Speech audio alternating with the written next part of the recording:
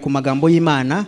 Aujourd'hui, nous allons parler pour la parole de Dieu. Adufasha kurushaho gusobanukirwa imbaraga z'umwijima. Qui vont nous aider à comprendre la puissance du monde de ténèbres. Alloué. Tugiye kuganira ku mbaraga. Nous allons parler sur la puissance. Iyo dusomye Bibiliya tubwira ngo turwana n'abadafite inyama n'umubiri n'amaraso. Quand nous lisons la parole de Dieu, nous dit que nous combattons avec les gens qui n'ont pas la chair et le sang. Reka mbabwire. Laisse-moi vous dire. Hano turwana n'imyuka iteye ubwoba. Ici, nous combattons avec les esprits très Hano kwisi. terribles. Ici, dans ce monde. Turwana n'imbaraga tutabasha no kubona. Nous combattons avec la puissance du monde de ténèbres qu'on ne peut même pas voir. Turwana n'imyuka idusanga mu miryango. Nous combattons avec les esprits qui nous attaquent dans nos familles. Itwatakira aho dutuye. Qui nous attaquent là où nous habitons. Itwatakira aho dukorera. Qui nous attaquent là où nous travaillons. Turwana n'imbaraga tutabasha kurebesha amaso y'umubiri. Nous combattons avec la force invisible. Niyo mpamvu ijambo ry'Imana rivuga ngo c'est pourquoi la parole de Dieu dit turwana n'ibidafite umubiri n'amaraso. Nous combattons avec les choses qui n'ont pas la chair et ni le sang.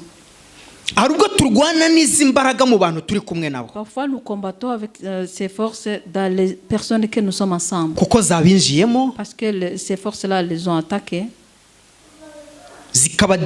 Zikabagira igikoresho. Et ces personnes deviennent les instruments de ces esprits. Zikandetruiza cyangwa zikakudetruiza. Alors ces esprits commencent à me détruire ou te détruire. Iyo zinyinjiyemo zirakudetruiza. Lorsqu'ils entrent en moi, ils me détruisent ou lorsqu'ils entrent en toi, ils te détruisent. Iyo zikwinjiyemo zirandetruiza. Lorsqu'ils entrent en toi, en moi, ils me détruisent. Ibyo turwana nabyo ahantu hose. Iyo ni imyuka turwana n'ahantu hose. Nous combattons ces esprits partout. Iyo ni imyuka dushobora gusanga no mu nzu twakodesheje. Tout ça, ce sont même les esprits que nous pouvons trouver dans la maison que nous avons louée. Iyo ni imyuka ushobora kurwana nayo mu modoka wiguriye. Ça, c'est des esprits que tu peux même combattre avec dans la voiture que toi tu as acheté toi-même. Iyo ni imyuka ushobora kurwana nayo mu mwenda wiguriye. Ça, c'est les esprits que tu peux trouver même dans l'habit que tu as acheté toi-même. Izo ni imbaraga ushobora kurwana nazo mu mavuta wisize wiguriye. Ça, c'est les esprits que tu peux trouver même dans la crème que tu as acheté. Izo ni imbaraga zishobora kukurwanya zinyuze mu mugabo wawe. Ça, c'est les esprits que tu combats qui peuvent venir de ton mari. Zishobora no kukurwanya zinyuze mu mugore wawe. Ça peut même venir à travers de ta femme. Zishobora no kukurwanya zinyuze ku mwana wibyariye. Ça peut te combattre à travers de ton enfant que tu as mis au monde. Iyo ni imyuka ishobora kukurwanya bitewe n'ikirere ugezemo. Ça, ce sont les esprits qui peuvent te combattre selon l'endroit où tu arrives. Ari igihugu cyangwa se ari commune. Que ce soit le pays ou la commune. Cyangwa se quartier. Ou bien même le quartier. Cyangwa se continent. Ou bien même le continent. Izo mbaraga zishobora kukurwanya. Ces esprits peuvent t'attaquer. Ntubibona. Tu peux pas les voir, hein? Mu buryo bw'umubiri ntabyo ubona. D'une manière corporelle, tu ne peux pas trouver. Ahubwo ubona abantu. Tu vois juste les personnes. Ugatangira kugira abanzi b'abantu. Et tu commences à voir les ennemis en tant que personne. Urimo urarwana n'imyuka. Ça, c'est les esprits que tu es en train de combattre avec. Ushobora guhura nazo mu nyanja wigendera. Tu peux les rencontrer même dans l'océan où tu es en train de traverser. Ushobora guhura nazo muri metro, muri pariki watembereye wasohotse. Rencontrer dans le métro ou même dans le parc là où tu t'es allé promener pour prendre. Ushobora gukubitana nazo muri magazi ugiye guhaha. Tu peux même le rencontrer au magasin là où tu vas faire tes courses. Imana idufashe. Que Dieu nous aide. Kurwanya imyuka. Combattre ces esprits. No kuba seriye ku Mana. Il faut que tu sois sérieux envers Dieu. No kuba seriye mu gusenga. Il faut que tu sois sérieux dans la manière de prier. No kutabona umuntu mw'ibisubizo ahubwo ukabona mw'Imana mw'ibisubizo. Tu dois pas voir quelqu'un et tu trouves les réponses à lui, mais par contre tu dois trouver les réponses en Dieu. Amen. Amen. Kuko nubona umuntu mw'ibibazo nabwo. Mais même si tu trouves quelqu'un qui a des problèmes en lui, uzagira ibibazo n'abantu. Tu auras des problèmes avec les gens. nubona ibisubizo mu bantu Si tu trouves les réponses dans les personnes, uzizera abantu, là tu vas avoir confiance aux gens. ariko ugomba kwizera Imana yaremye abantu Mais tu dois avoir confiance en Dieu qui a créé les kugira ngo ubashe kunesha iyi myuka. pour que tu puisses combattre ces esprits. Niwizera Imana yaremye umuntu, umwuka w'Imana namukoresha muzumvikana. Si tu crois à quelqu'un, à Dieu qui a créé l'homme, lorsque l'esprit va l'utiliser pour t'attaquer, là tu pourras comprendre ce que c'est. Ndashaka kuvuga iki? Qu'est-ce que je veux dire par là? Satani nakoresha umuntu nkawe uzagira umwanzi w'umuntu. Si Satan va utiliser un être humain comme toi, tu vas prendre cette personne comme un ennemi. C'est pas vrai? Satani yitiriza umuntu nk'uko Imana yitiriza umuntu. Satan utilise un être humain comme Dieu utilise aussi un Ngiye être kubaha humain. ingero. Je vais vous donner un exemple. Reka tujye mu gitabo cya Luka, tujye muri Luka. On va aller dans Luc, Turajya ku gice cya 11 chapitre 11, ku murongo wa 25 turasoma imirongo 3 gusa. on va lire juste 3 versets. Ndashaka ko musobanukirwa ibi bintu J'aimerais bien que vous compreniez ce que je suis en train de dire. kugira ngo mumenye iyo muva, mumenye n'iyo mujya. Pour que vous sachiez d'où vous venez et où vous allez. Nsomera ku murongo wa 24 yasaga umugisha. Dayimoni iyo avuye mu muntu azerera ahadafite amazi ashaka uburuhuki, akabubura akavuga ati reka nisubirire mu nzu yanjye navuyemo. Yagerayo agasanga ikubuye kandi iteguye, akagenda akazana abandi badayimoni 7 bamurusha kuba babi, bakinjira bakayibamo. Nuko ibyo hanyuma y'uwo muntu bikarusha ibya mbere kuba bibi. Luc, chapitre 11, versets 24 à 26. Lorsque l'esprit impur est sorti de l'être humain, il passe par des lieux arides, cherche du repos, et comme il n'en trouve pas, il se dit « Je vais retourner dans ma maison, celle d'où je suis sorti ». Quand il arrive, il la trouve balayée et ornée. Alors il s'en va chercher 7 autres esprits, plus mauvais que lui. Ils entrent là et s'installent. Et la condition dernière de cet homme-là est pire que la première. Amen. Imana idufashe cyane. Que Dieu nous aide beaucoup. Hano Bibiliya iradusobanuriye ngo Si la Bible vient nous expliquer que ngo iyo dayimoni avuye mu muntu, lorsque le démon quitte la personne, yasohotse muri wowe, lorsqu'il sort de la personne, ntaba afite ahantu ho kujya, il n'a pas l'endroit où il peut s'installer.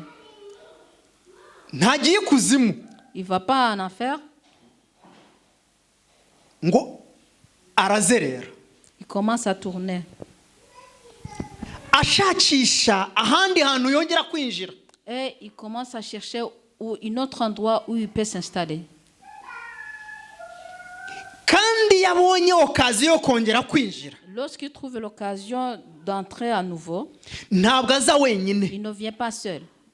kubera ko ubwa mbere yari arimo arirukanwa. Parce que la première fois, quand il était là-dedans, on l'a chassé. Agomba gushaka abandi 7 bafite ingufu kugira ngo atazongera Il gusohokamo. doit chercher les autres 7 esprits qui ont la force pour qu'ils ne sortent plus. Ngo ibyawe noneho bikaba biri kurusha uko byari biri. Et là, la situation devient tellement grave plus qu'avant. Murimo murumva imyuka turwana nayo? Vous comprenez les esprits que nous combattons avec? Reka nkubwire rero, Laisse-moi te dire alors. izi mbaraga Ces esprits, hariho abantu rimwe na rimwe ujya ukunda kumva ngo ngiye gusengera abapfuye. parfois tu vas entendre qu'il y a les gens qui disent « Je vais prier pour les gens qui sont morts ». Hari igihe uhamagara dayimoni, Il y a le moment où tu appelles le démon uzi ngo uri guhamagara umuntu wawe. et toi tu crois que tu appelles ton cher membre. Ngiye kubaha urugero rumwe. Je vais vous donner un exemple. Aba bantu bapfuye batizera Imana, Ces gens qui sont décédés sans avoir la croyance en Dieu, imyuka yabo ntijya kuruhuka, leurs esprits ne vont pas aller dans le repos. irazerera. Ils continuent à tourner en rond. Iyo izerera Lorsqu'ils tournent en rond, igaruka ku isi il retourne ici dans son monde. yinjira hari intege nke hose. Il va entrer là où il y a la faiblesse. ahari intege nke hose ibasha kwinjiramo. Là où il y a la faiblesse, ces esprits-là entrent là-dedans. hari abantu bapfuye batajya bava mu nzu zabo. Il y a les gens qui sont décédés, mais qui ne quittent jamais leur maison, là où ils habitaient. kubera ko nta hantu afite ho kujya, Parce qu'il n'a pas l'endroit où il peut aller. umwuka we uhora mu nzu ye. Son esprit reste toujours dans sa maison. iyo winjiye muri iyo nzu Lorsque tu entres dans cette maison, utangira kwatakwa n'umwuka w'uwo tu muntu, commences à être attaqué par l'esprit de cette personne. ukikanga umuntu kandi ntawubona, Tu commences à avoir peur de telle personne alors que tu ne la vois pas. ukumva inzugi zirifungura kandi nta muntu urimo, Tu commences à entendre les portes s'ouvrent, mais alors qu'il n'y a personne là-dedans. ugasanta ko hari umuntu muri hariya kandi ari ntawubona, Tu ntawuhari. commences à sentir la présence d'une personne alors qu'elle n'est pas là. uwo ni umwuka w'uwo muntu utaravuyemo. Ça, c'est l'esprit de la personne qui n'a pas quitté cette maison. izo ni imbaraga turwana nazo C'est ça la force que nous combattons avec, mu buryo bw'umwuka. dans la façon spirituelle. hari igihe uryama Parfois, tu dors imbaraga zikatangira kukwataka, et ces esprits-là commencent à t'attaquer. ukumva abantu barakuniga, Et tu commences à sentir les gens qui commencent à t'étouffer.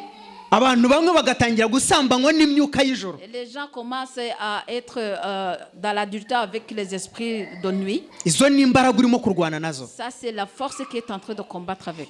rimwe na rimwe ukumva amajwi y'abantu ariko ntubabone, Parfois, tu entends même les voix des personnes, mais tu ne les vois pas. wakinjira mu nzu ukawiburiramo amahoro, Et quand tu entres dans la maison, là, tu ne te sens pas tranquille. ukibaza ikiri kuba kikakuyobera. Alors, tu commences à te poser la question, qu'est-ce qui se passe? Et tu ne comprends rien. ukinjiza umugore mu nzu, Tu maries la femme, elle vient chez toi. umwuka ukabadesitabiliza ntimwumvikane, L'esprit commence à vous déstabiliser. Il y a les malentendus entre vous. ntimubane muri iyo nzu. Là, vous ne vivez plus ensemble dans cette maison. reka mbabwire, Laisse-moi vous dire. iyi myuka ntago tuyitsinda kubera gusenga sempre, On ne peut pas vaincre ces esprits parce que nous prions simplement. baseriye mu mana. Tu dois être sérieux en Dieu. hari abantu bafite amazu yabo Il y a les gens qui ont leur maison, barangije kuyamurikira satani, qui ont déjà dédié leur maison à Satan. nk'uko natwe dusengera inzu iyo tuyigezemo. Comme nous aussi, nous prions la maison quand nous venons d'y entrer. uwo muntu napfa ntabwo azava mu nzu ye, azayihoramo. Quand la personne va mourir, elle va pas quitter cette maison, elle va rester là-dedans. parce que c'est chez lui. Parce que c'est chez lui. ntabwo hari mu buryo bw'umubiri ariko mu buryo bw'umwuka ari aho hantu. Elle n'est pas là d'une façon physique, mais d'une façon spirituelle. Elle est là. ngiye kubaha urugero, Je vais vous donner un exemple. bishobora kubaza kubakomeretsa bamwe ariko mwihangane, so kubakomeretsa. Ça peut blesser quelques-uns, mais soyez patients. Ce n'est pas vraiment le but de vous blesser. ahangaha ndashaka kugira ngo musobanukirwe imbaraga turwana nazo. Là, j'aimerais bien que ici vous compreniez quels esprits que nous combattons avec. niyo mpamvu ugeze mu nzu ugomba kubanza kuyisengera mbere y'uko uyinjiramo.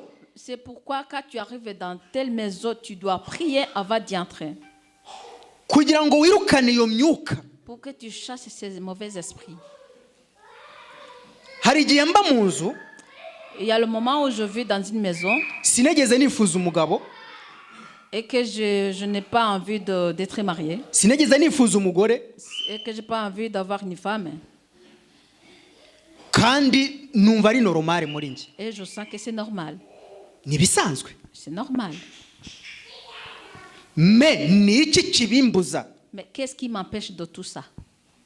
banza usobanukirwe ni iki kibikubuza. Il faut que tu comprennes qu'est-ce qui t'empêche de ça.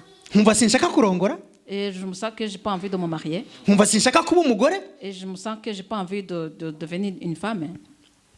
ngapfa ntazi Imana. Et puis je meurs sans connaître Dieu. kuko mu nzu yanjye ntegeze nifuzamo umugore. Comme je n'ai pas souhaité d'être marié, allez, là où j'habitais. nuza n'umugore mu nzu yanjye nzamwirukana, Si tu amènes une femme dans ma maison, je vais la chasser. kubera ko njye napfuye ndashaka umugore. Parce que moi, je suis mort sans avoir envie de me marier. none wowe waje mu nzu yanjye uzanye n'umugore, Alors nzirukana umugore toi, tu wawe. es venu dans cette maison et tu es venu avec une femme. Je vais la chasser. wa mwuka wanjye niwe uzatunga umugore wawe. Mon esprit là, c'est ça qui va avoir ta femme. Iyo ni imyuka turwana nayo ku isi yose. C'est ça les esprits que nous combattons avec dans le monde ancien. Mbaye mu nzu sinegeze nifuza umugabo. J'habite dans une maison, je n'ai pas eu envie d'avoir un homme, de me marier. Nuzana umugore muri iyo nzu yanjye, Si tu amènes une napfuye femme, ntamenye Imana. si tu amènes une femme ou un homme dans cette maison, comme je suis décédé sans connaître Dieu, Nzirukana umugabo wawe. je vais chasser cet homme. Nzamwirukana Je vais la chasser. kubera yuko Parce ugomba kumbera umugabo wowe. que c'est toi qui vas devenir mon mari. Dore imyuka turwana nayo hano. Voilà les esprits que nous combattons avec ici. Niyo mpamvu tugomba gusenga. Ijambo ry'Imana ngo riravuga ngo turwana n'abadafite inyama n'amaraso. C'est pourquoi nous devons prier, parce que la parole de Dieu nous dit que nous combattons avec les gens qui n'ont pas la chair ni le sang. None aba bantu bapfuye batazi Imana imyuka yabijyaye. Alors, ces gens-là qui sont décédés sans connaître Dieu, où vont leur esprit? Nta buruhukiro bafite. Ils n'ont pas le repos. Niyo mpamvu uyu munsi tugomba kumenya Imana kugira ngo tumenye ibyo turwana nabyo. C'est pourquoi aujourd'hui nous devons connaître Dieu pour qu'on sache qu'est-ce qu'on nous combattons avec. Amen. Amen. Imyuka yose yadufashe dutandukane nayo. Tous les esprits qui nous ont affectés, on doit se séparer d'eux. Ese mujya mwibaza umwuka uyu munsi uzi ukakubwira ngo niwiyahure ugahita ubikora utekereza ko umwuka ari normal? Est-ce que vous demandez aujourd'hui un esprit qui vient qui te dit tu dois te suicider et tu le fais? Est-ce que tu crois que ça c'est normal? Ese ujya utekereza umwuka uzi ukakubwira ngo est-ce que tu uyu crois, muntu ni mubi ugahita ubona ko ari mubi utekereza ko umwuka ari normal? est-ce que tu penses souvent un esprit qui te dit cette personne est mauvaise et toi tu le crois? Est-ce que tu crois que c'est normal? Imagine ubana wakunze umugore aragukunda mugeze mu rugo ibintu biranze nta mpamvu zishe. Donc imaginez, tu as aimé une femme, vous vous mariez, vous arrivez chez vous à la maison et quand vous allez entrer dans l'acte que vous avez le droit de faire, vous n'arrivez pas à le faire. Est-ce que vous trouvez ça normal? Imaginez. Ibi byose mukwiriye kumenya ukuri niki gituma mbaho uko ndiho niki gituma nkora ibyo nkora nuhe mwukuri inyuma. Tout ça vous devez connaître qu'est-ce qui fait que je vis comme je suis, qu'est-ce que je fais que je fais ceci comme je dois le faire. C'est quoi l'esprit qui est derrière? Hari imyuka ituvamo, il y a les esprits qui nous quittent yakongera kugaruka et quand ils reviennent, ikagaruka iri danger. il revient très dangereux. Ikagaruka iri danger kuruta uko twabitekerezaga. Ils reviennent très dangereux plus qu'avant. Mariko igice cya 5. Marc chapitre 5. Dusome ku murongo hera ku murongo wa mbere kugira ngo byumvikane neza. On va commencer à partir du premier verset. Et chapitre 5 verset 1 jusqu'à 10 s'il vous plaît. Ils arrivèrent sur l'autre rive de la mer, dans le pays des Géraséniens. Sitôt qu'il fut descendu du bateau, un homme sortant des tombeaux et possédé d'un esprit impur vint au-devant de lui. Il avait sa demeure dans les tombeaux et personne ne pouvait plus le lier, même avec une chaîne. Car souvent, il avait eu les fers aux pieds et avait été lié de chaînes. Mais il avait rompu les chaînes et brisé les fers et personne n'avait la force de le maîtriser. Il était sans cesse dans les tombeaux et sur les montagnes, nuit et jour, criant et se blessant avec des pierres. Il vit Jésus de loin, accourut, se prosterna devant lui et cria « Pourquoi te mêles-tu de mes affaires, Jésus, Fils de Dieu, très haut? Je te conjure, au nom de Dieu, ne me tourmente pas. » Car Jésus lui disait « Sors de cet homme, esprit impur. » Il lui demandait « Quel est ton nom ?» « Mon nom, lui répondit-il, c'est Légion, car nous sommes beaucoup. Amen. » Amen. Mu gifaransa aravuga ngo ni legio abadayimoni bari inzovu wofete. Ces démons, on les appelle les légions parce qu'ils étaient nombreux. Uyu muntu ngo yari afite abadayimoni benshi. Cette personne était possédée par plusieurs démons. ngo abantu ntibari bagishobora kumumetiriza kumufata. Les gens n'arrivaient plus à le maîtriser. Mwari muzi ko dufite aba bantu bafitiye imyuka. Vous savez qu'on a les gens qui sont possédés par ces esprits. Ntabwo iyi myuka bayiha imiti ngo ikire. Ces esprits-là, on ne peut pas les donner le médicament. Ni ukumwirukanisha Saint-Esprit. On doit les chasser Imbaraga par za le Yesu Saint-Esprit, Kristo. par la puissance du Saint-Esprit. Imbaraga za Yesu Kristo nizo zirukana aba badayimoni. La puissance de Jésus-Christ, c'est ça qui chasse ces démons. Mwumvishe ukuntu imbaraga zidufata, Vous imyuka avez entendu itwinjiramo. comment les esprits nous attaquent Umuntu agahinduka agressive. et puis quelqu'un devient agressif. Hano Bibiliya avuga ngo bari legiyo, bari benshi cyane, ntibari bafite umubare. Ici, la Bible dit que c'était une légion, donc c'était innombrable. Hano baravuga ngo iwacu mu Kinyarwanda bavuga ngo aba bantu ubasanga mu bitaro by'abasazi. Là, on dit qu'on trouve ces esprits dans les hôpitaux des gens qui ont des problèmes mentaux, mais ici en Europe, c'est dans les hôpitaux psychiatriques. Imana idufashe. Que Dieu nous aide. Iyi myuka ntago yirukanwa n'imiti. Ces esprits ne sont pas chassés par les médicaments. No. Non. Ni ukuba mu mwuka ukirukana dayimoni. C'est vraiment prier et tu chasses ce démon.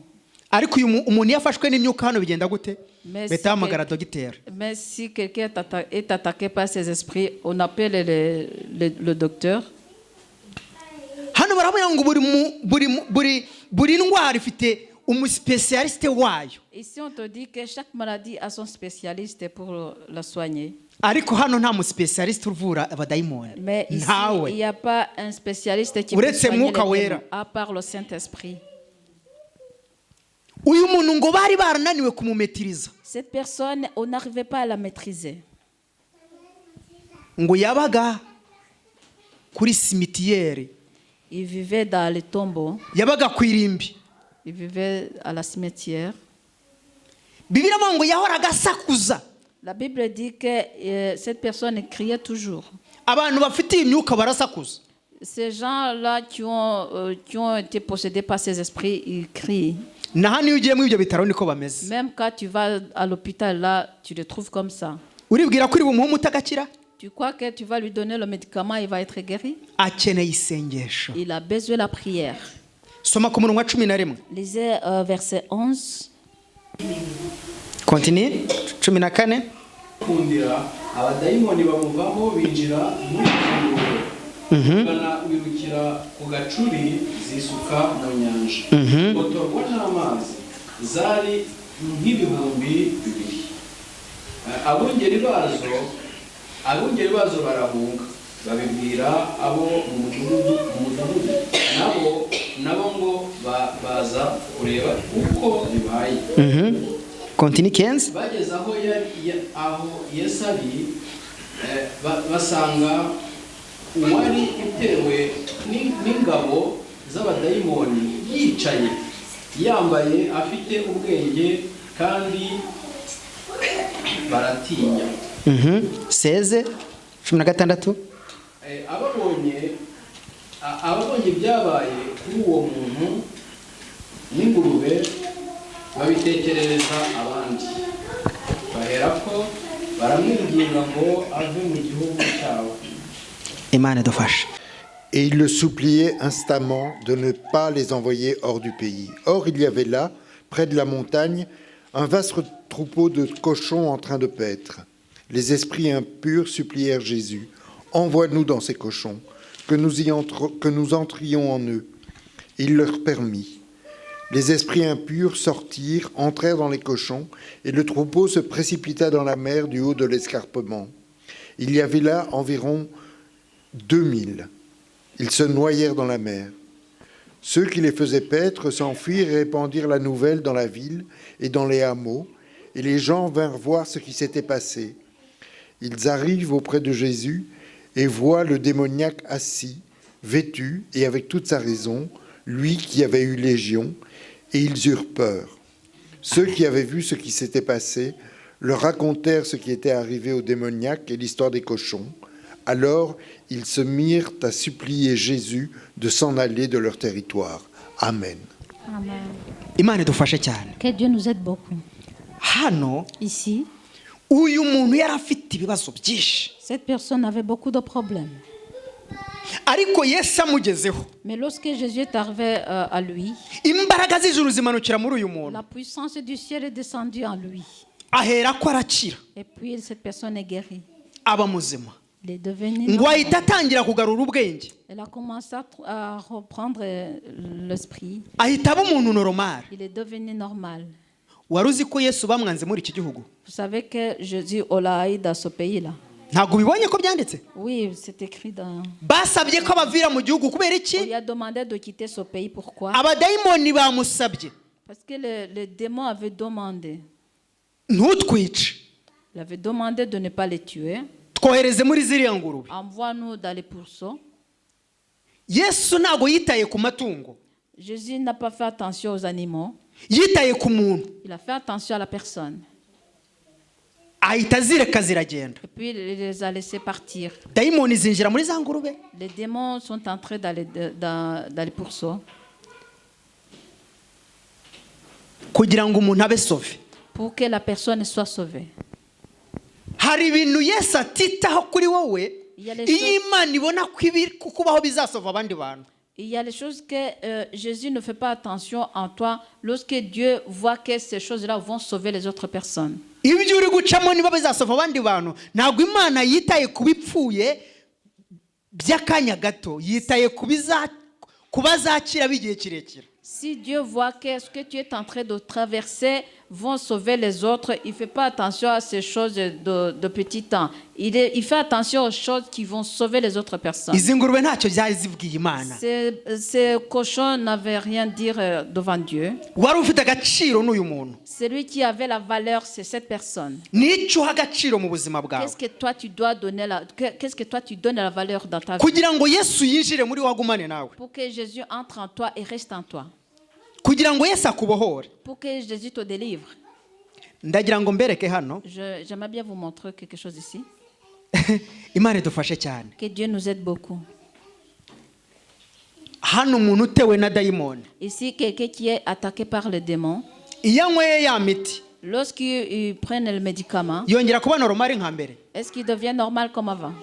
Ntabwo bishoboka. C'est impossible. Ntabwo yongera kuba wa muntu normal nk'uwa mbere. Kubera iki? Cette Pourquoi? personne ne devient plus normale comme avant. Pourquoi? Kubera ko bari kumuteretesha medikama. Parce qu'on lui donne les médicaments qui ne sont pas, bons pour lui. Ni ukumukaruma, ntabwo ari ukumukiza. C'est pour le calmer, c'est pas pour le guérir. Bakaruma umubiri wofete. On calme son corps, mais c'est pas Ariko dayimoni nizisohoka. Mais les démons ne sortaient pas. Uyu muntu ngo yaratuye muri simitiyeri niho yabaga wofete. Cette personne vivait Yibanira dans n'aba la badayimoni. cimetière. Il vivait avec ces démons. Ntabwo bamuvagamo. Les démons ne le quittaient pas. Ngo bamuzirikishaga n'iminyururu akayica. On le liait avec les chaînes, mais la personne brisait ses chaînes. Iyo Yesu akugezeho hari iminyururu icika. Lorsque Jésus arrive en toi, il y a les chaînes qui se brisent. Ariko iyo imiti ikugezeho hari ibyikaruma muri wowe. Mais lorsqu'il y a quand les médicaments arrivent en toi, il y a les choses qui se calment dans ton corps. Urashaka ko medikama arizo zikaruma umubiri cyangwa urashaka ko hari iminyururu icika? Est-ce que tu veux que c'est les médicaments qui calment ton corps ou bien tu veux que c'est les chaînes qui soient brisées? Imana idufashe cyane. Que Dieu nous aide beaucoup. Reka mbabwire aba badayimoni ntabwo birukanwa Laisse-moi vous dire, ces démons ne sont pas chassés nuko witwa kuri umukristo. parce que tu es appelé chrétien, non. Ukeneye ibintu bibiri gusa: Tu as juste besoin de deux choses. kumenya Yesu Connaître Jésus no kwizera, et avoir la foi. ndashyiraho n'icya gatatu, Je vais ajouter la troisième chose. no kwirukana abadayimoni mu izina rya Yesu. Et de chasser les démons au nom de Jésus. Avuga ati ariko ibyo bintu uri kutubwira nawe urakabya ureka Alors, exagere. toi, tu peux dire, toi, ce que tu nous racontes, tu exagères. No, Non, ni realite. c'est la réalité. Nababwiye, Je vous ai dit, ese uzi ibyo urwana nabyo mu buzima bwawe? est-ce que tu sais ce que tu combats avec dans ta vie? Kare nababwiye, Tantôt, je vous ai dit que iyo ubaye umwe na Yesu ukora ibya Yesu. Lorsque tu deviens attaché avec Jésus, tu fais les choses de Jésus. Iyo ubaye umwe na Satani ukora ibya Satani. Alors quand tu t'attaches avec Satan, tu fais les choses de Satan. Amen. Tugomba gusobanukirwa turi kumwe nande. On doit comprendre à qui nous sommes avec. Uhagararanye nande. Tu te tiens avec qui? Uri kugendana nande mu Tu nzira marches yawe. avec qui dans ton chemin? Imana idufashe. Que Dieu nous aide. Tujye muri Matayo. On va aller dans Matthieu. Hano nshaka kubereka ukuntu turwana n'abadayimoni. Ici, je vais Matthieu, vous montrer comment nous combattons avec les démons. Matayo 17 ku murongo wa 18-21. Matthieu chapitre 17, verset 18 jusqu'au 21. maze abigishwa begera Yesu biherereye bati ni iki cyatumye twebwe bitunanira kumwirukana? Arabasubiza ati ni ukwizera kwanyu guke. Ndababwira ukuri yuko mwaba mufite kwizera kungana n'akabuto ka sinapi, mwabwira uyu musozi muti va hano ujye hirya wahava, kandi nta kizabananira. Ariko bene uwo ntavanamo n'ikindi keretse gusenga no kwiyiruza ubusa. En français, s'il vous plaît. Matthieu chapitre 17, versets 18 à 21. Jésus rabroua le démon qui sortit du garçon, et celui-ci fut guéri dès ce moment même. Alors les disciples vinrent demander à Jésus en privé, « Pourquoi n'avons-nous pas pu le chasser nous-mêmes ? C'est parce que vous avez peu de foi, leur dit-il. Amen, je vous le dis, en effet, si vous avez de la foi comme une graine de moutarde, vous direz à cette montagne, déplace-toi d'ici à là, et elle se déplacera. Rien ne vous sera impossible. Amen. Amen. Amen. Murumva ko hano turasobanukirwa neza. Vous comprenez qu'ici, nous comprenons bien. Dayimoni ntiyirukanwa n'imiti. Le démon n'est pas chassé par les médicaments. Ukwizera, La foi, ukabasha guhabwa ububasha bwo kwirukana et dayimoni. là, tu reçois la puissance de chasser les démons. Gukizwa, Être sauvé, ukabasha guhabwa ububasha bwo kurwanya et dayimoni. tu reçois la puissance de combattre le démon. Hano ngo kugira ngo uyu mudayimoni ukomeye abashe kwirukanka, Ici, pour que asohoke ce mu muntu, démon puisse quitter la personne, ukeneye intwaro eshatu. tu dois avoir 3 armes. Kwizera La foi, no kuba ari nta cyaha kiri muri wowe. être pur aussi. Kugira ngo uhabwe umwuka wera wo kwirukana umudayimoni, Pour que tu reçois le Saint-Esprit de chasser le démon. ugomba kuba kandi Et tu dois aussi, uri umuntu uri capable kureka kurya no kunywa tu dois être kugira ngo urwanye Satani. Tu dois faire la prière de jeûne et de... Donc, tu dois prier et jeûner. Ubisoma ku murongo 21. Ça, on lit ça au verset 21. Abo ni abadayimoni bakomeye twabonye. Ça, c'est les Babandi démons, barindwi. ça, c'est les démons terribles qu'on a vus. Bariya abadayimoni barindwi Ces na démons-là ziriya que nous regiyo avons vus, et avec les jeux là, ntago birukanwa ngo mu izina rya Yesu dayimoni igenda on ne peut ntibagenda. pas dire au nom de Jésus, va-t'en. Non. Reka kurya, Laisse manger, reka kunywa. laisse boire. Nimba hariho umuntu utajya utakaza umwanya, S'il y a quelqu'un qui ne perd pas son temps, ni Satani. c'est Satan. Nta gihe cyo guta afite. Il n'a pas le temps à perdre. We ntarya nta nanywa. Lui ne mange pas et ne boit pas. Ahora ashaka kugira umuntu. Il cherche- Ibiryo bye ni ukwinjira mu muntu. Donc, ces nourritures, c'est vraiment entrer dans Ibiryo bye ni une personne. ukugukoresha icyaha. Ces nourritures, c'est de te faire tomber dans le péché. Ibiryo bye ni ukukubuza amahirwe y'ubuzima no kubaho. Ces nourritures, c'est vraiment de t'empêcher la chance de vivre. Wowe urarya ukananywa. Toi, tu manges et tu bois. Uzamwirukana ute rero? Comment tu vas le chasser? Hano Bibiliya iravuga ngo reka kurya no kunywa. Ici, la Bible dit que tu dois laisser manger et boire. Niyo mpamvu nababwiye. C'est pourquoi je vous ai dit, Amazu mubamo mujya muyasengera. est-ce que les benzos là où vous habitez, vous avez prié pour ces maisons? Hari igihe uba mu nzu badayimoni bakakugira umugore. Parfois, il y a les maisons où tu peux vivre là-dedans et les démons, donc tu deviens une femme de démons. hari igihe uba mu nzu abadayimoni bakakugira umugabo. Il y a une maison que tu peux habiter et tu deviens l'époux de ces démons. Iyo myuka ugomba kuyirukana mu izina rya Yesu. Tous ces démons, tu dois les chasser au nom de Jésus. Niyo mpamvu mbabwira ahantu hose ugeze ugomba gusenga kuba inzu y'Imana. C'est pourquoi je vous dis, à chaque endroit que tu arrives, tu dois prier. Donc, tu es le temple de Dieu. Iyi myuka rero ishobora kukwirukikanira umugore n'abana ikagutandukanya ikagusenya. Ces démons peuvent te séparer de tes enfants ou de ta femme. Ariko hano abantu bateretesha iyi myuka iki? Mais les gens, Mwabonye bakoresha iki? mais vous avez vu que les gens, comment ils traitent ces démons. Bakoresha imiti. Ici, ils utilisent juste les médicaments. Ntago dayimoni azagenda. Là, si tu utilises les médicaments, Ahubwo les démons ne vont uzakomeza pas partir. udeturuiza umubiri. Si tu continues à utiliser les médicaments, tu vas juste détruire ton corps. Nibyo biba hano. C'est ça qui arrive ici. Ubu ngubu dukeneye ahantu kugira ngo twirukane abadayimoni mu bantu mu izina rya Yesu. Dukeneye ahantu hagari. Dukeneye abantu bafite umwuka. Pour que nous puissions chasser les démons dans les personnes au nom de Jésus, nous avons besoin d'un grand espace et nous avons besoin des gens qui ont du Saint-Esprit en eux.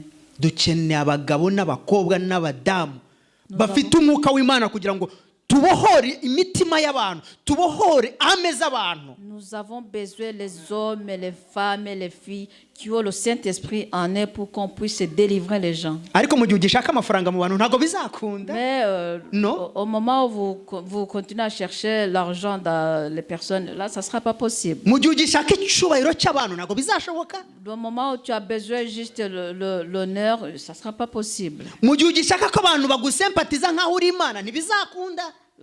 Le moment où tu as besoin que les gens te traitent comme un Dieu, là, ça ne sera pas possible. Mu gihe ugishaka kugaragara nkaho uri patron ntago bizashoboka mu murimo Le w'Imana. moment où tu vas te comporter comme un patron, là, ça ne sera pas possible. Dukeneye abantu baciye bugufi bagasenga bagahuza umutima bakirukana dayimoni mu izina rya Yesu. On a besoin des gens qui sont Abo nibo humbles. dushaka. On a besoin des gens qui sont humbles, qui doivent prier et chasser les démons. Muri Ça, communauté nous barimo? avons- Dans la communauté, on en a. Muri tayari? Est-ce que vous êtes prêts? Muriteguye? Vous êtes prêts? Abantu uyu munsi twirirwa tuhamagara abadayimoni tutabizi. Aujourd'hui, nous appelons les démons sans savoir. Iyo dusengera abapfuye. Quand nous Uzi prions pour yarapfuye les gens akajya. qui sont décédés, est-ce que tu sais où est-ce qu'il est allé lorsqu'il était décédé? Uzi umwuka we uri ahagana hehe? Tu sais où se trouve son esprit? Niyo mpamvu nabahaye ingero. C'est pourquoi je vous ai Hari donné des amazu exemples. mubamo mukayaburiramwo amahoro. Abana banyu bakabura amahoro binjiyemo. C'est pourquoi je vous ai donné les exemples. Il y a les maisons que vous habitez et les enfants commencent à être tourmentés ou vous-même vous commencez à être tourmentés. Murabetufa mu nzu zabo. Parce que vous étouffez ces esprits-là dans la maison. Là. Iyi myuka iri ahantu hose ku isi. Ces esprits se trouvent partout dans le monde. Izi mbaraga ziri ahantu hose ku isi. Ces esprits se trouvent partout dans le monde. Bibiliya yatubwira ngo iyo agiye ngo iyo asohotse ngo akabura ahantu ajya ngo arongera agashakisha ngo ahantu ngo yareba muri ya nzu ye yavuyemo ngo yasanga hakubuye ngo akajya gushaka abandi barindwi kugira ngo yongere kwinjiramo. Ni uvuga ngo ari umwe ntibishoboka. La Bible nous a dit, quand il sort, il commence à tourner là où il peut trouver le repos. Et quand il trouve là où il a quitté et que c'est balayé, il part, il cherche les 7 démons-là et ils viennent pour habiter ensemble. Ashaka ramforo kugira ngo yongere kugaruka. Donc il a besoin de renfort. Niyo mpamvu ijambo ry'Imana riratubwira C'est pourquoi la parole de Dieu nous dit, ngo iyo Satani agutegeye hamwe lorsque Satan t'attaque dans certains endroits akaguhusha et qu'il n'arrive pas à t'attraper, agutegera ahandi. il cherche un autre endroit pour t'attraper. Uzahana agutegera akaguhusha. Tu sais, là où il t'attrape et il te rate. Iyo akuhushije hano Lorsqu'il te rate ici, agutegera ahandi. il te cherche dans un autre endroit. Iyo akuburiye ku mugabo wawe akutegera ku mwana wawe. Lorsqu'il ne te trouve pas auprès de ton mari, il t'attaque auprès de ton enfant. Iyo akuburiye ku mugore wawe Lorsqu'il t'attaque, il te rate auprès de ta femme, agutegera ku muturanyi wawe. Il t'attaque à travers de ton voisin. cyangwa gutegera ku mushefu wo mu kazi kawe. Ou bien même auprès du chef de ton chef. au Satani travail. agutegera ahantu hose hashoboka. Satan t'attaque dans n'importe quel endroit. Niyo mpamvu ugomba gusobanukirwa. C'est pourquoi tu dois comprendre. Ijambo ry'Imana ngo turwana n'abadafite inyama n'amaraso. La parole de Dieu nous dit que nous combattons avec les gens qui ne portent pas du corps ni le sang. Sobanukirwa umwuka uri kurwana Il faut nawe. que tu comprennes à quel esprit que tu combats avec. Sobanukirwa n'aho uri. Il faut que tu comprennes là où tu vis. Imana idufasha cyane. Que Dieu nous aide beaucoup. Wari uzi kurwana n'umwuka? Ngiye kubaha urugero rumwe. Je vais vous donner un exemple. Ariko ntimundakarire. Mais ne sois pas fâché contre moi. Ugira umugore mu nzu Tu as une femme à la maison cyangwa umugabo mu nzu. ou un homme à la maison. Imana ikabigukoresha pe. Et Dieu vraiment t'utilise beaucoup. Ariko kubera ko mumenyeranye, Mais parce que vous avez l'habitude avec, nibisanzwe. lui te trouve comme normal. Satani abasha kumukoresha. Alors Satan peut utiliser cette femme ou cet homme. Satani abasha gukoresha uyu mugabo. Satan peut utiliser cet homme Kubera ko wamugize umugore wawe ni normal. parce que voilà. C'est ta femme, nous, parce nous, que c'est ta bisanzwe. femme, c'est tout à fait normal. Kubera iki? Pourquoi? Satani yinjirira aho akubona. Satan entre là où il te trouve. Umwana wawe Satani abasha kumukoresha Satan peut utiliser ton enfant nataba amaso. si il ne soit pas prudent. Umugabo wawe Satani abasha kumukoresha nataba amaso n'umugore wawe. Ton mari, Satan peut l'utiliser s'il n'est pas prudent ou même ta femme. Iby'ubukozi bw'Imana hari igihe biba bitakibukwa. En ce qui concerne le service de Dieu, parfois on ne se rappelle même pas. Ngiye kubaha urugero. Je vais vous donner un exemple. Satani iyo utabaye maso arakumenyera. Satan, quand tu fais pas attention, il s'habitue à toi. Anyuze mu muntu muri kumwe. En passant par une autre personne. Cyangwa anyuze no muri wowe Ensemble. nawe ukamenyera mugenzi wawe. Ou bien il peut même passer en toi et toi tu as l'habitude avec ton prochain. Ndabasabye. Je vous donne. Wikina na Satani. Il ne faut pas jouer avec Satan. Ntabwo akina wowe ufite. Lui il ne joue We pas. nta gihe afite cyo gutakaza. Il n'a pas le temps à perdre. Niyo mpamvu agutesha umwanya. C'est pourquoi il te fait perdre du temps. Ubu hano ku isi hari ibintu byinshi biturangaje. Ici, dans ce monde, il y a beaucoup de choses qui nous distraient. Satani akereya buri kintu cyose cyatuma umwana w'umuntu arangara ntatekereza Imana. Satan essaie de créer quelque chose qui peut nous distraire pour nous empêcher à penser aux choses de Dieu. Tujye muri Zaburi On va aller dans naho Psaume, turangiriza. là où nous allons terminer. Zaburi saa cyenda. Dusoma umurongo wa mbere n'uwa kabiri. Psaume 115, versets 1, 2. Turahava muri icyo gice n'ubundi turongera mbere kandi dusoma. On va quitter ce chapitre. Je vais vous montrer là où nous allons lire encore. ntabe ari twe uwiteka ntabe ari twe ahubwo izina ryawe abe ari ryo uha icyubahiro. Amen. Kubw'imbabazi zawe n'umurava wawe kuki abanyamahanga babaza bati imana yabo irihe? 1 à 2. Non pas à nous, Seigneur, non pas à nous, mais à ton nom donne gloire, à cause de ta fidélité, à cause de ta loyauté. Pourquoi les nations diraient-elles, où donc est leur Dieu? Amen. Hano iri jambo riravuga ngo ntaba ari twe. Ici, la parole de Dieu, Seigneur, pas à nous. Turaza gusoma no kuri 17. On va lire aussi verset 17 Dusome na 18.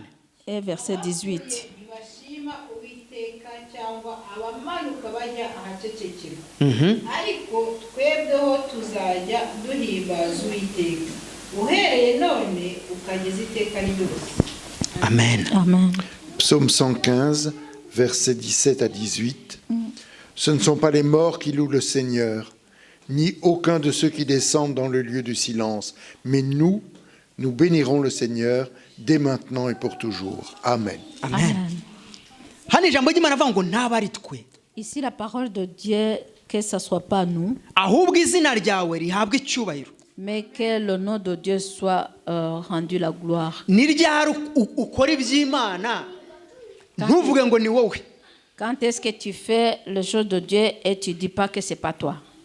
ahubwo ukavuga ngo izina ry'Uwiteka nirihabwe icyubahiro ku Et bikozwe. tu dis que tout soit, que toute la gloire soit rendue à Dieu.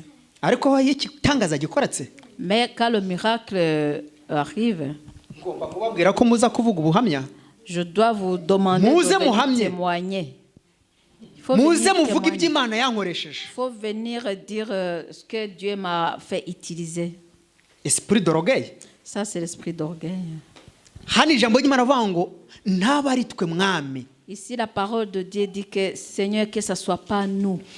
ngaho reba noneho hano ngo abapfuye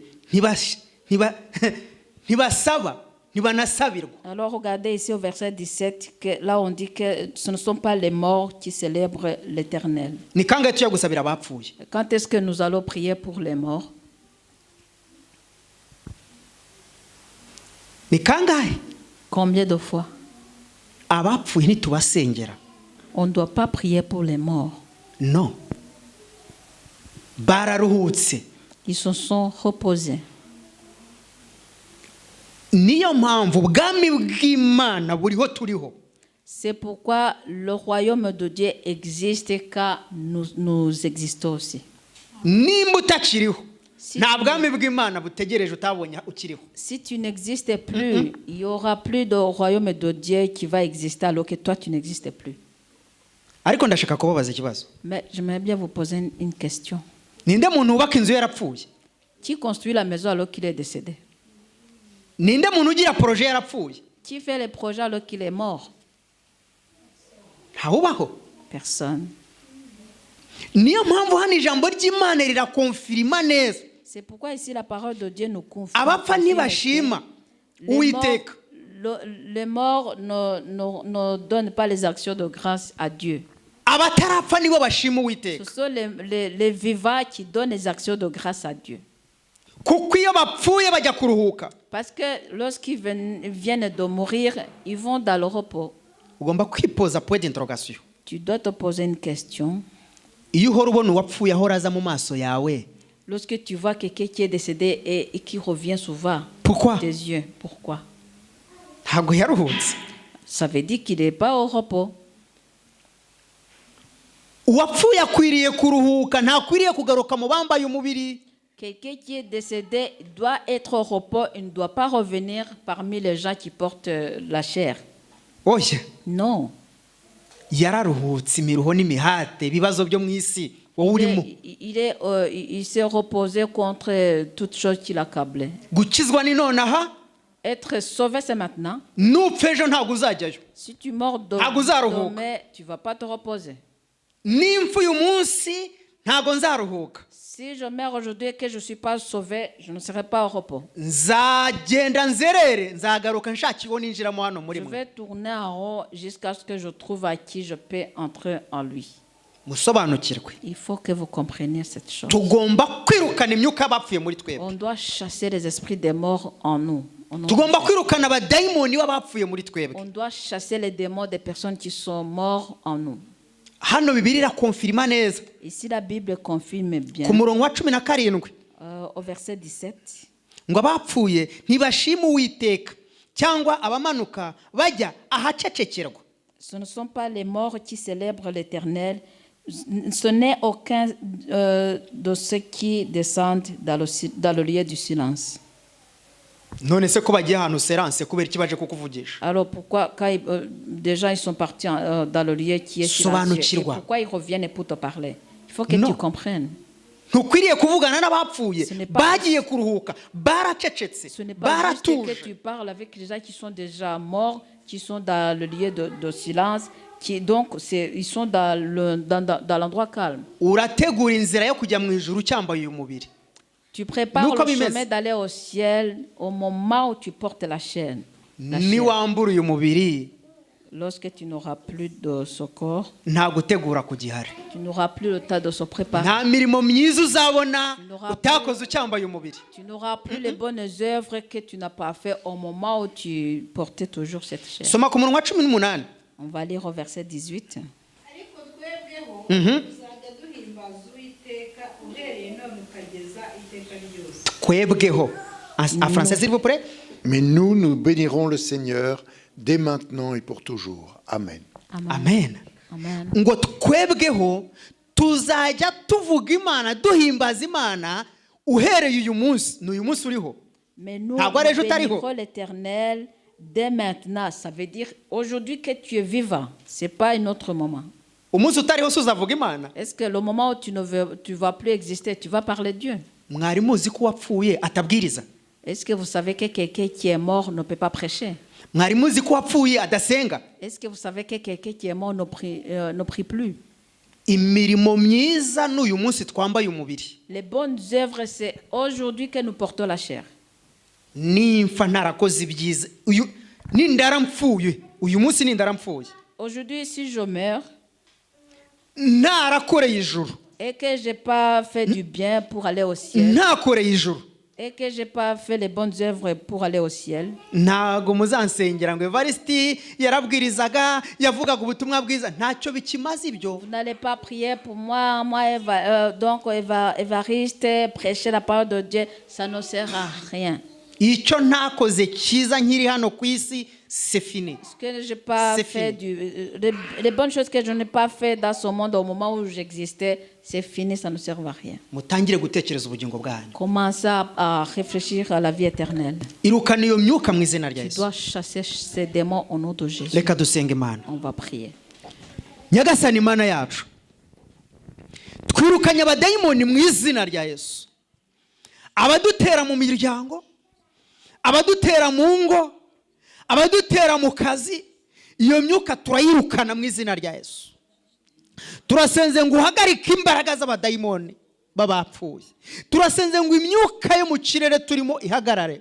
Turasenze ngo imbaraga z'ikuzimu zitsindwe. Turasenze ngo ibiturwanya bikurweho. Turasenze ngo ibiturwanyiriza aho turi bikurweho mu izina rya Yesu Kristo. Iyo myuka mibi mu rubyaro rwacu, iyo myuka mibi mu miryango yacu, iyo myuka mibi aho dukorera, iyo myuka mibi mu bihugu turimo, iyo myuka mibi mu nzira ducamo, turasenze ngo iyo myuka ihagarare mu izina rya Yesu. Turasenze ngo urwanye ikintu cyose kiturwanya, uce imigozi n'akarande bya Satani mu izina rya Yesu Kristo. Uhagarike ibitero bya Satani mu izina rya Yesu Kristo. Werekane imbaraga zawe no gushaka kwawe mu izina rya Yesu Kristo. Turasenze ngo wigaragaze, turasenze ngo wiyerekane, turasenze ngo ugaragaze kurinda kwawe gukomeye mu izina rya Yesu Kristo. Ngushime ko twumvishe, ngushime ko ducagagura iyo migozi. Mbisabye nizeye ko bwa none iteka ryose Yesu. Amen. Amen.